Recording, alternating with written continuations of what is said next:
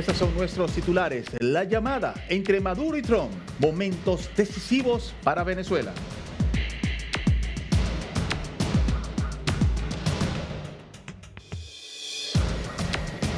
Sicariato a 2 cuadras de la casa del presidente José Llerí en Perú.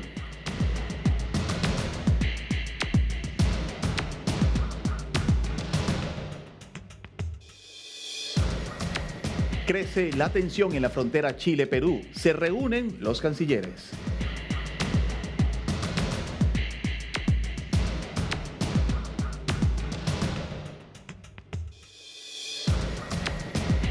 En Colombia, Petro culpa a la inteligencia artificial por la presunta infiltración de las guerrillas en el estado.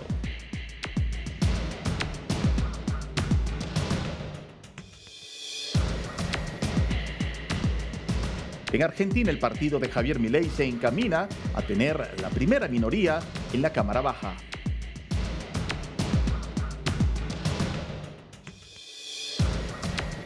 Pedro Sánchez acorralado en la justicia y en las calles de España.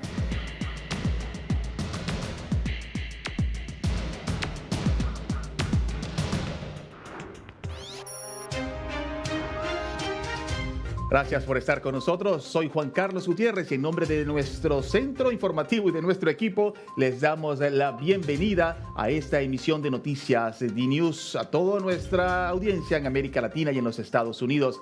Recuerden que tenemos canal de difusión. Tenemos este código QR para que usted lo escanee en este momento y disfrute las noticias en el alcance de su mano. También tenemos toda una multiplataforma con @DNewsOK para que viva las noticias en primera línea.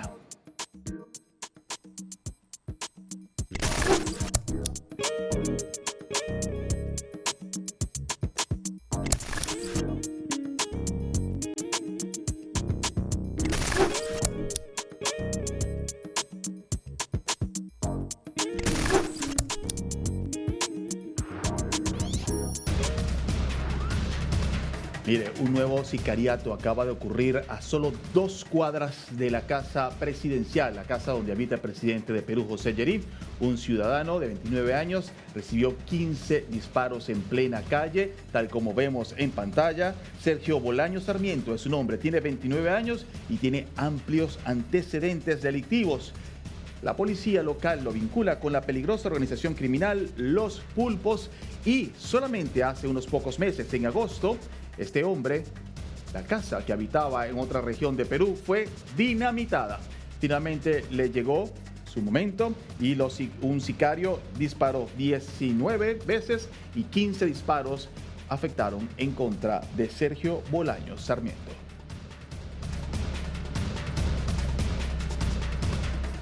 En unos minutos vamos a ampliar toda esta información en directo desde Perú. Lo importante es que fue a 2 cuadras de la casa del presidente y que Perú en este momento se encuentra en un estado de emergencia, precisamente intentando minimizar hechos delictivos.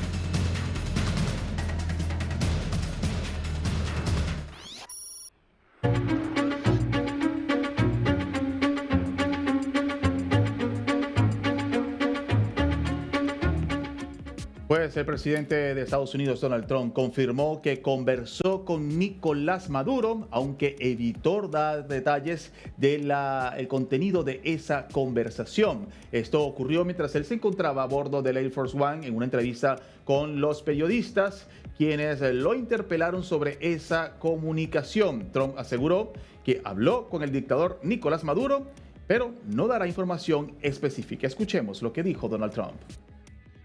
Consider Venezuela to be not a very friendly country. They sent millions of people, really, and probably a number in excess of that. And a lot of those people shouldn't be in our country, from jails, from gangs, from drug dealers, from all of the people that came into our country shouldn't have been in our country, causing a lot of problems. Does your warning... And drugs. The New York Times reported that you had a phone call with Maduro. Did you? I don't want to comment on it. The answer is yes. And can you tell us a little bit No, about I can't do that. Mr. President, would you say it went well? I wouldn't say it went well or badly. It was a phone call. Yeah. Por su parte, un senador republicano aseguró que Donald Trump le aseguró o le propuso a Nicolás Maduro abandonar y tomar un avión hacia Rusia o hacia algún otro lugar. Fue lo que dijo el senador republicano Markwayne Mullin, quien aseguró que Estados Unidos le ofreció esto al dictador venezolano, la posibilidad de exiliarse en Rusia o en otro país. Ahí tenemos la pantalla, lo que dijo el integrante del Comité de las Fuerzas Armadas del Senado de los Estados Unidos, Markwayne Mullin. Le dimos a Maduro la oportunidad de irse. Le dijimos que podría ir a Rusia o a algún otro país. Ahora queda saber cuál fue la respuesta de Nicolás Maduro ante este planteamiento. Sin embargo, el régimen venezolano dijo que no aceptará órdenes tras el llamado de los Estados Unidos a evitar sobrevolar su espacio aéreo. Esto es las soluciones que están dando o las soluciones que se están dando luego de que Estados Unidos anunciara que el espacio aéreo venezolano había sido bloqueado en su totalidad. La dictadura chavista emitió un comunicado diciéndole que ellos no aceptarán órdenes tras el llamado de los Estados Unidos. Por su parte, los vuelos semanales de Venezuela al exterior han caído un 24% tras el fin de las concesiones a las 6 aerolíneas. Recordemos que todo esto va en el contexto de la prohibición que realizó el gobierno venezolano a 6 aerolíneas al quitarles las concesiones para volar sobre Venezuela. El país pasó de 105 a 79 vuelos internacionales por semana, después de que se le retirara, según el régimen venezolano, revocara los permisos a 6 aerolíneas.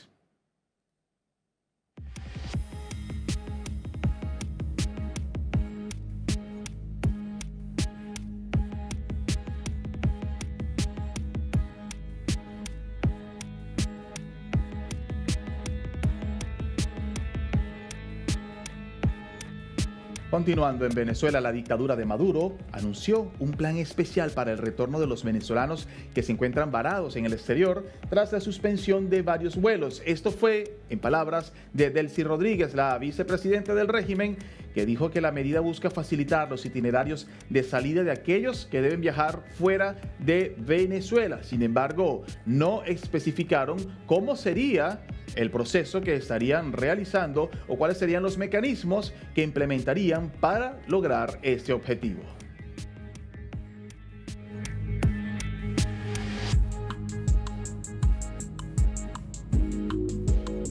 El Parlamento venezolano también anunció que levantará una comisión para investigar las presuntas ejecuciones extrajudiciales de los Estados Unidos. Esto lo anuncia la creación de esta comisión para investigar las ejecuciones extrajudiciales que presuntamente Estados Unidos estaría realizando al realizar este proceso precisamente en el Mar Caribe en contra de embarcaciones. Vamos a conectarnos con nuestro compañero Sergio David González, quien se encuentra en Colombia, en Bogotá, hablando sobre el diálogo que ofrece que Petro le pide a Trump que se realice en territorio colombiano sobre la situación de Venezuela.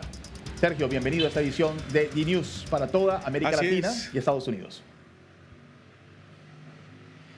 Gracias, Juan. Un saludo especial para ti, también para toda nuestra audiencia en los Estados Unidos y en Colombia. Pues la reacción del presidente colombiano no se hizo esperar y fue hacia la 1 de la mañana hora Colombia, que a través de la red social X pues dio su punto de vista frente a las posibles negociaciones entre Estados Unidos y Venezuela, cuando el propio Donald Trump pues ratificó que sí había tenido una conversación telefónica con Nicolás Maduro, sin más detalles, diciendo que no había salido ni bien ni mal, pero el que sí se refirió a esto fue Gustavo Petro, dando alusión justamente a ese acercamiento entre ambos países, justo cuando en este momento la ofensiva por parte de Estados Unidos está teniendo mayor presión sobre el territorio venezolano y sobre el régimen de ese país. Ya vamos a ver justamente las declaraciones del presidente Gustavo Petro en pantalla de este trino, donde dice lo siguiente: la única salida viable para Venezuela es que los venezolanos dialoguen entre ellos y resuelvan sus problemas.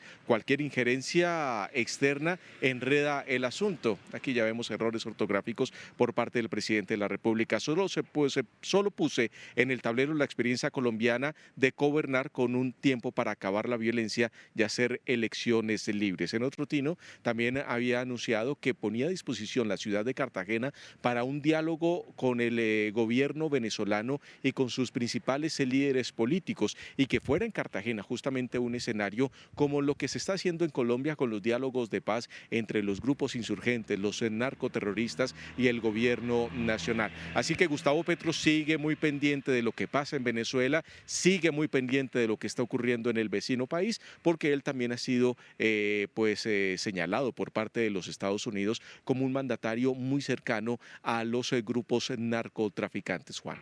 Sabrá el presidente Gustavo Petro que los venezolanos hablaron con él, entre ellos en las pasadas elecciones, que Maduro no respondió y que se robó.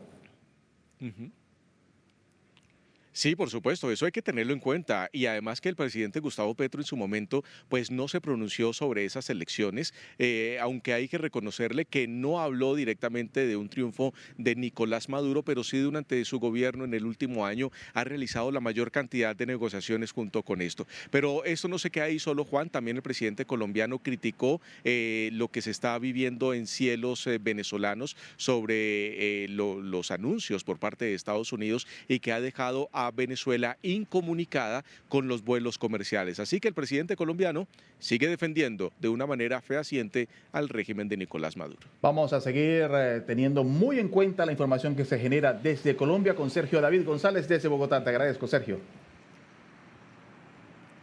Un abrazo para ti y para toda nuestra audiencia.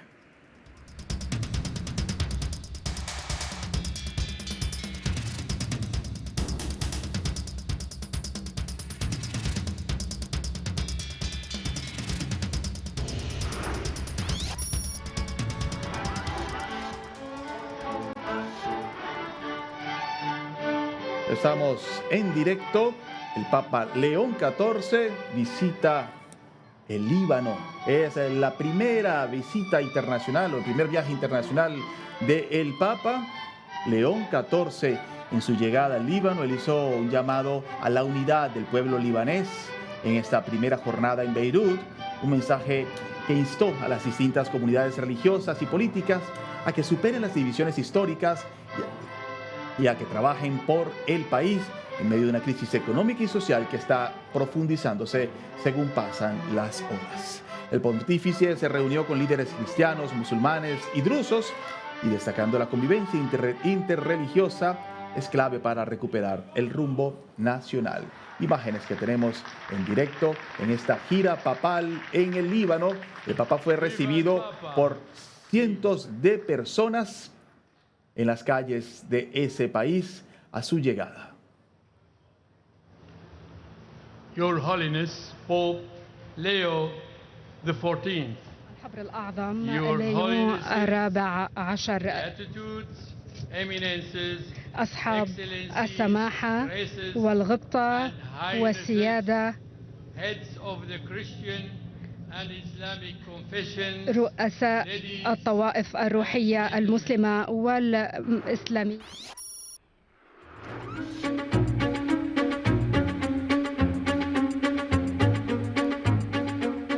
Continúa creciendo la tensión entre Perú y Chile. Hoy se instala un comité binacional entre los cancilleres. Yo voy a conectarme con mi compañero Klaus Reinberg para que ampliemos y hablemos sobre este tema en directo desde Santiago. Klaus.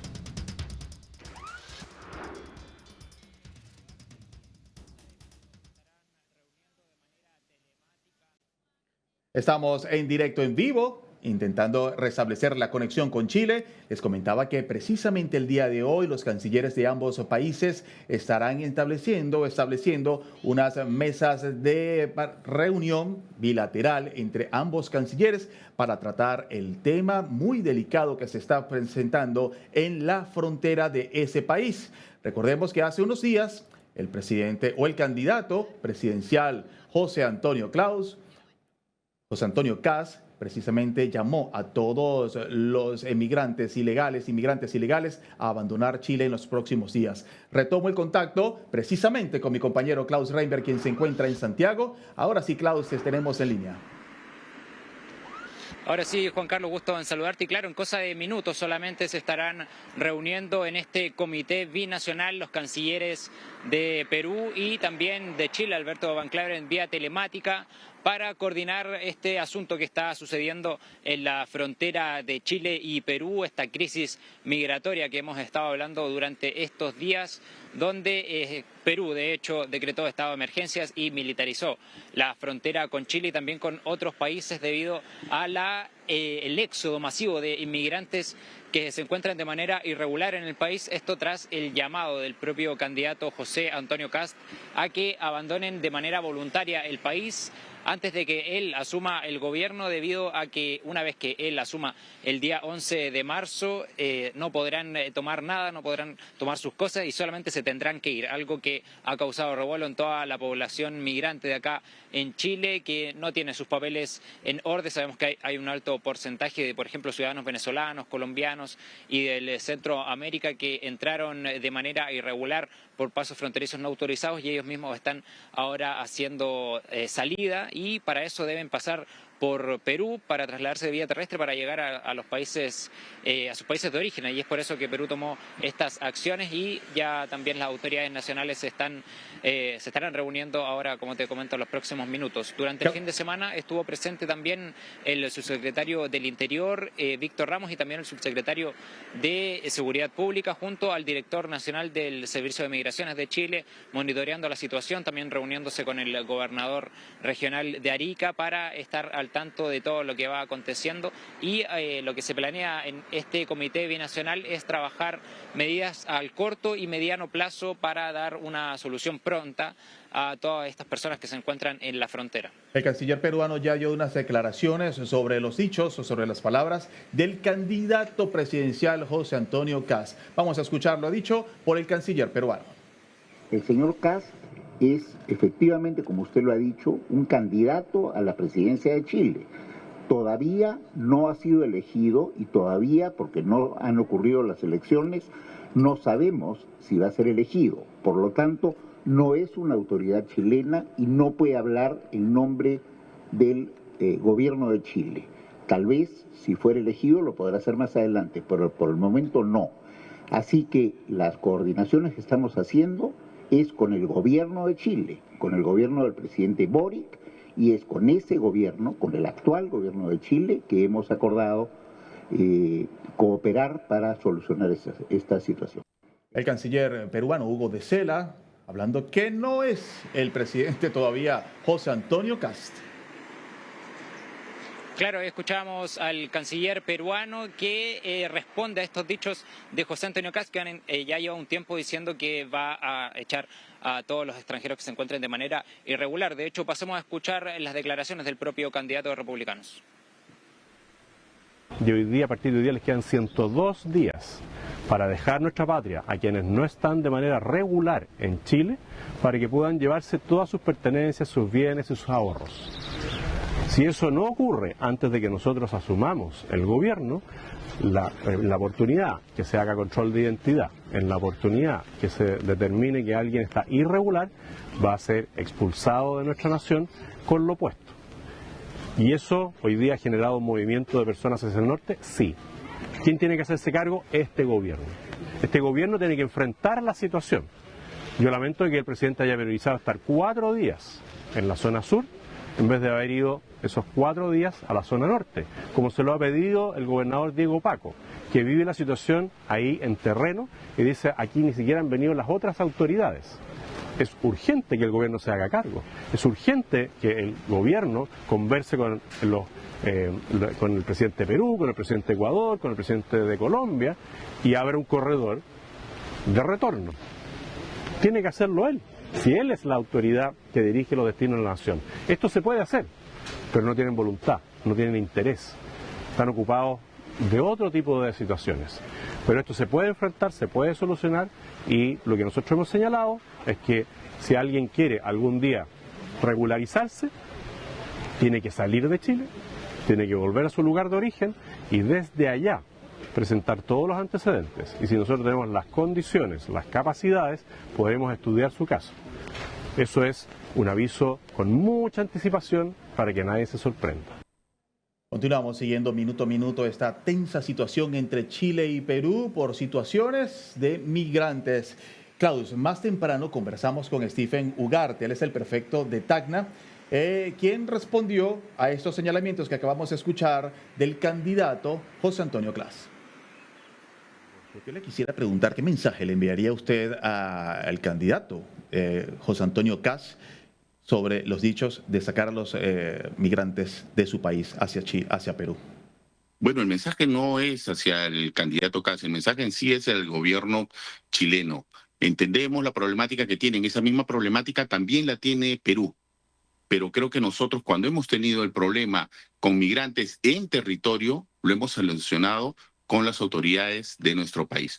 Esperemos que Chile pueda gestionar, pueda solucionar esta crisis migratoria, pero la solución no es trasladarle el problema, como dijimos, al vecino país de Perú. La conversación que teníamos minutos antes con Stephen Ugarte, él es prefecto de Tacna en Perú.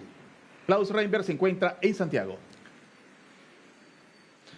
Claro, Juan Carlos, ese han sido principalmente el tono de las respuestas de las autoridades peruanas, de que José Antonio Cast aún ni siquiera sale electo, ni siquiera asume, y ya está causando estas repercusiones en las personas que se encuentran de manera ilegal acá en Chile. De hecho, también emplazó, como escuchábamos, al propio presidente Gabriel Boric a que se hiciera cargo, que estuviera en la zona, que visitara Arica, el paso fronterizo Chacayuta, y que también tomara cartas en el asunto él personalmente. Una de las propuestas que más se han nombrado durante estos días es dar acceso a un corredor humanitario que precisamente tenga que pasar por Perú y el resto de otros países, llegando a Colombia, a Venezuela, que sabemos están más alejados, y a los demás países donde sean precisamente estas personas que hoy se encuentran en la frontera. De hecho, este es un problema que no es solamente de ahora, de hace algunos años también hubo un problema en la frontera donde personas incluso pernoctaron. Ahí mismo armaron un pequeño campamento. De hecho, fue mi propia compañera Carmen de Perú quien estuvo ahí en la frontera conversando con alguno de esas personas. Señor, disculpe, estamos en vivo. ¿Usted tiene sus documentos? Lo veo que usted tiene ahí su visa. ¿De qué nacionalidad es, señor? Pero no tenemos, todos no cargamos pasaporte. No todos cargan pasaporte. ¿Usted tiene ahí todo, parece los documentos? Mi esposa, mi hijo mayor y mi hija menor. Falta el de mi hijo del medio y el mío, que están en Venezuela. Pero ¿cuánto tiempo está usted aquí? En esta zona, desde ayer a las 8:30 de la noche. 8:30 de la noche recién han llegado ustedes. Sí, ayer. ¿Y qué es lo que necesitan? ¿Qué es lo que le han dicho ahí la policía para poder informar? Nos engañan de aquel lado y nos engañan de este lado. ¿Qué le dijeron ahí en Chile? Que ya no pueden regresar para Chile. No, dicen que uno tiene que buscar un documento que te di que de deportación, un documento de deportación, o sea que ellos de expulsión, un documento de expulsión que ellos te están mandando para aquella. Entonces aquí del lado de Perú te revisan, te chequean el documento a ver si de verdad tú no tienes problemas en Chile, no tuviste problemas en Chile. La pregunta que usted imagino se hará con su familia es: ¿cómo yo voy a sacar ese documento de expulsión si ya estoy en este lado y no me permiten ingresar a Chile? Claro, es que no dan una solución como tal porque uno lo que quiere es pasar. Yo lo que quiero es pasar con mis hijos y mi familia, ¿entiendes? Yo lo que un quiero conflicto de larga data, el que estamos viendo que se sigue repitiendo 2 años después en el mismo lugar, frontera Chile-Perú. Migrantes intentando abandonar Chile al pedido del eventual próximo presidente de Chile, quien les pidió abandonar ese país. Klaus Reinberg se encuentra en Santiago con toda la información. Por supuesto, Juan Carlos, una situación que no es novedad, como veíamos recién en el archivo de News con Carmen Alvarado, y que ahora quizás se pueda volver a repetir, que armen campamentos ahí mismo en la frontera, en los pasos fronterizos de Chacayuta, donde hay miles de personas que al estar indocumentados no pueden salir del país y tampoco entrar, por supuesto, a Perú. Así que es una situación que se está monitoreando minuto a minuto. Como te digo, ya en los próximos minutos, cercano al mediodía, ya se estará realizando este comité binacional con las autoridades pertinentes, y por supuesto que tendremos todas las reacciones acá en las próximas ediciones de DNews, Juan Carlos. Claro que sí, vamos a estar muy atentos a todo lo que siga pasando en esta crisis de migrantes entre Chile y Perú. Klaus, muchas gracias. Regresamos contigo en cualquier momento. Que esté muy bien, Juan Carlos. Buen día.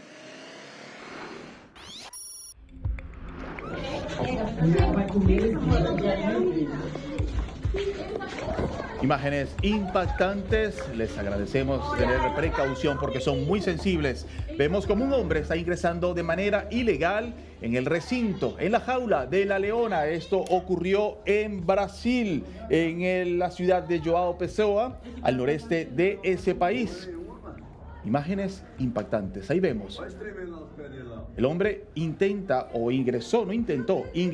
a través de esa palmera hacia la jaula de La Leona, quien de manera natural, siguiendo su instinto, se fue en contra de él y lamentablemente el hombre perdió la vida ante el ataque natural del animal, quien se sintió invadida en su hábitat.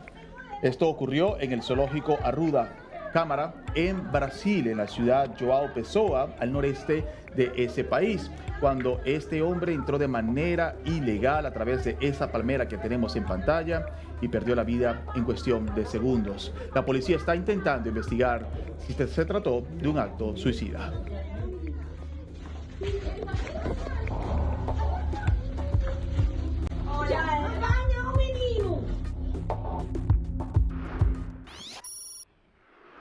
Gracias eternas a todos para esta gira, que yo sabía que era la última, así que este concierto en Madrid es el último de mi vida y por lo tanto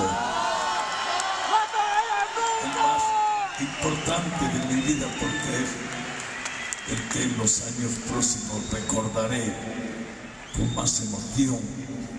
Pero estaba contando que me puse a mirar en el baúl de las canciones antiguas, de las canciones oxidadas, y se vi olvidadas, porque para cantar en estos últimos conciertos quería recuperar al menos dos de las más antiguas. Esta que viene ahora es la segunda que escribí hace más de 40 años. Así que, ¿cómo decir los nombres de los amigos que hay por ahí? Daría para 2 horas más. Se la quiero, ellos saben quiénes son. Se la quiero dedicar con un abrazo enorme a todos mis amigos.